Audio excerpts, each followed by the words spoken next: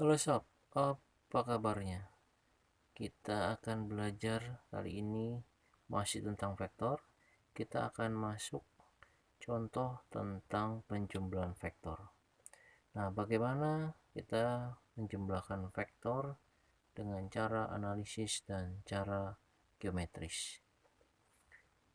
Jika ada soal seperti ini, vektor A 31 ditambah dengan vektor C 1 min 4.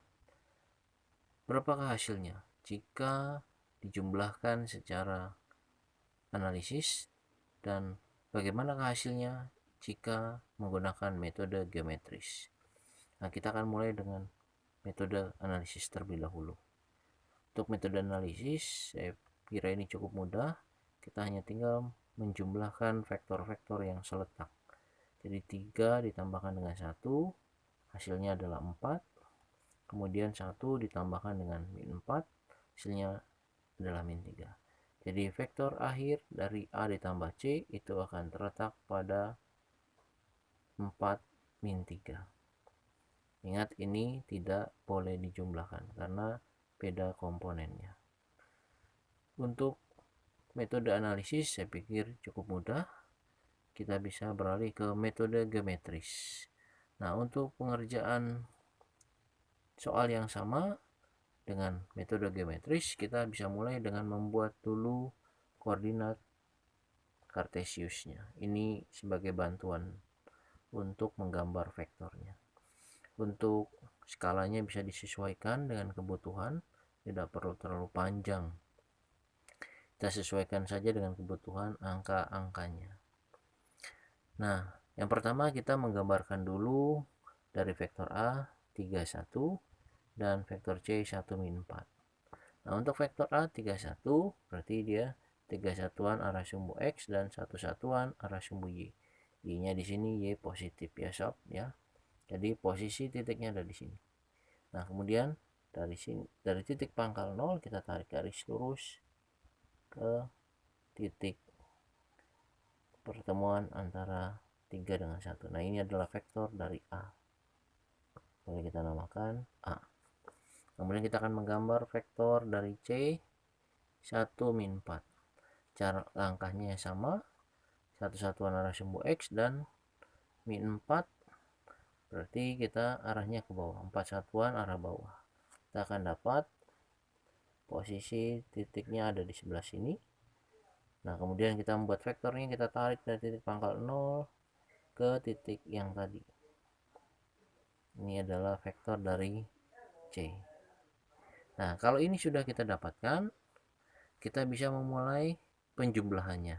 Ingat, ada dua cara, yaitu cara segitiga dan cara jajar rincang. Kita akan menggunakan salah satu saja ya, tidak kedua-duanya. Kita akan menggunakan cara segitiga. Nah, untuk cara segitiga kita bisa menjumlahkannya dengan cara vektor A ini sebagai acuan kita, kemudian C ini kita pindahkan posisi titik pangkalnya di titik 0 ke titik A ya. Jadi kita ambil posisi garis ini, kita geser ke sebelah sini. Jadi penggambarannya ini lebih baik pakai penggaris ya sob. Ini karena saya agak susah menggunakan penggaris, jadi saya menggunakan alat bantunya titik saja. Jadi nanti vektor C akan ada di sebelah sini. Nah, bagaimana bisa sampai sebelah sini? Sebenarnya kita bisa buat sesuai dengan ini 4 satuan, berarti kita membuat ini 4 satuan, 1, 2, 3, 4 ini akan ada di sebelah sini. Nah, kemudian ke kanan di 1 satuan, dia akan ada di sebelah sini ya.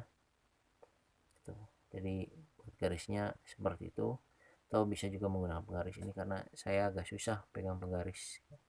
Oke, setelah ini kita dapatkan, kemudian kita tarik garis dari titik pangkal 0 ke titik ujung ini. Tarik garis. Nah, ingat gunakan lagi penggaris ini karena saya agak susah menggunakan penggaris. Ya, ini adalah vektor A ditambah C. Ini kita bisa namakan. Nah, kalau kita lihat koordinatnya, so, ini 3, ini berarti angka 4, karena ini angka 0 ya.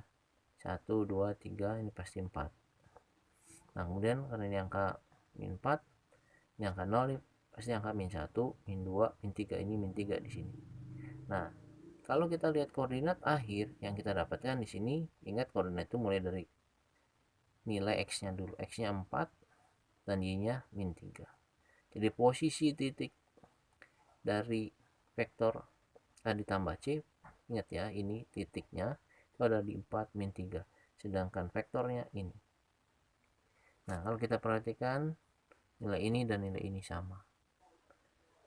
Jadi artinya dengan metode analisis kita akan mendapatkan angkanya, sedangkan dengan metode geometris kita akan mendapatkan bentuk ruas garisnya.